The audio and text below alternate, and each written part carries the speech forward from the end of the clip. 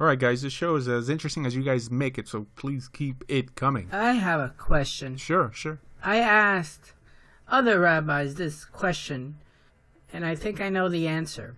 But a few friends of mine asked that I should ask you because you typically take a different approach on different issues.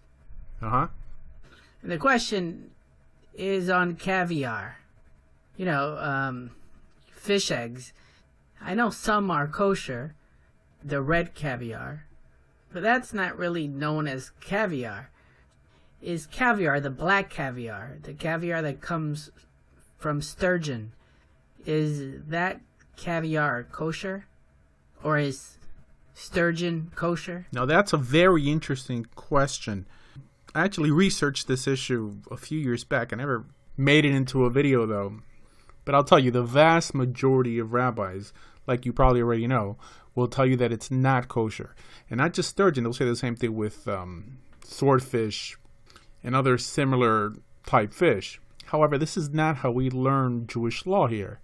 In other words, on this show. Now, I'm not telling you to go around trying to correct the rabbis and get kicked out of your community.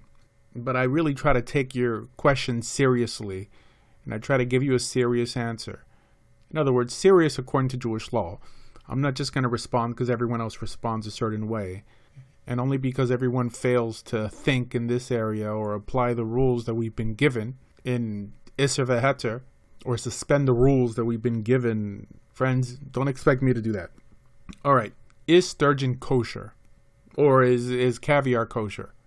Now, yeah, like you said, there's caviar that has a hashgacha on it, that has a kosher symbol on it. That's typically the salmon caviar, the red caviar. So that, yes, is generally accepted as kosher. However, that's not what, like you said, people mean when they say caviar. They mean the beluga caviar, the actual sturgeon.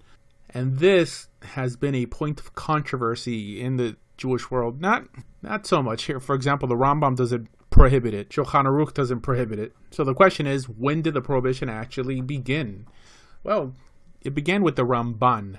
In Vayikra, he writes that, yes, the Torah requires snapir v'kaskeset, fins and scales. But what constitutes a scale? So it's really the Ramban here acting as a dat yachid, as a lone voice.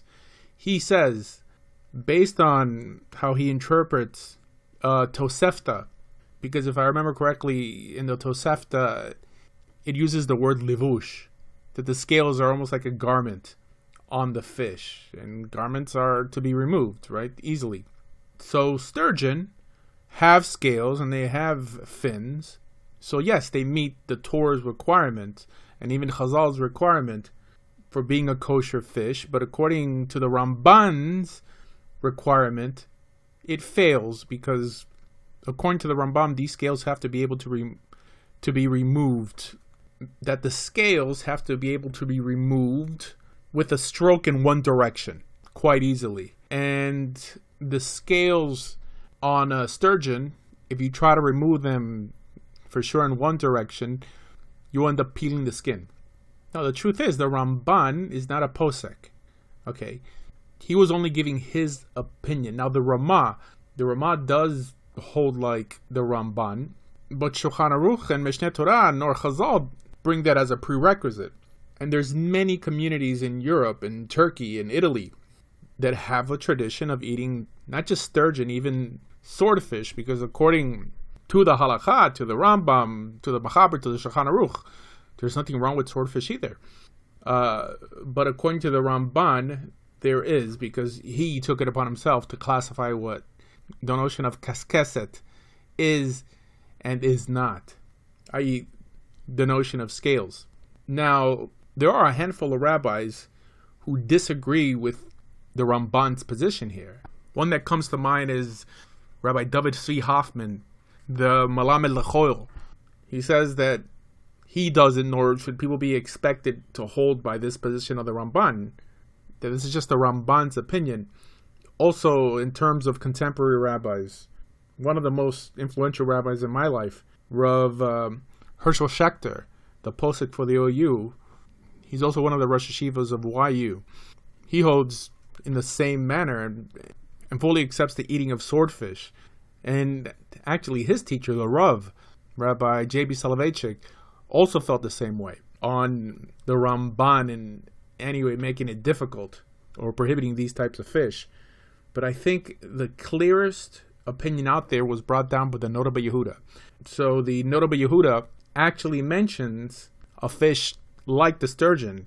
Many rabbis say that it is a sturgeon, of a fish that the scale is not easily removed without peeling the skin.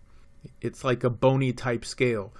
So regarding this, he says that this fish, if soaked in an alkaline solution, in some sort of chemical solution for a few hours, this causes the scales to become loose and soft, and then you can peel them off. That this is also perfectly acceptable, making sturgeon and its eggs kosher. So it seems to me that there's nothing wrong with eating beluga caviar, the black caviar, and even swordfish for that. Now nowadays the conservative movement, right, I'm not a conservative Jew, but the Rabbinical Assembly, the conservative movement, does allow it. But for some reason, mainstream Orthodoxy refuses to give it a hashgacha. Is it allowed? Yes, it is allowed. At least according to halakha.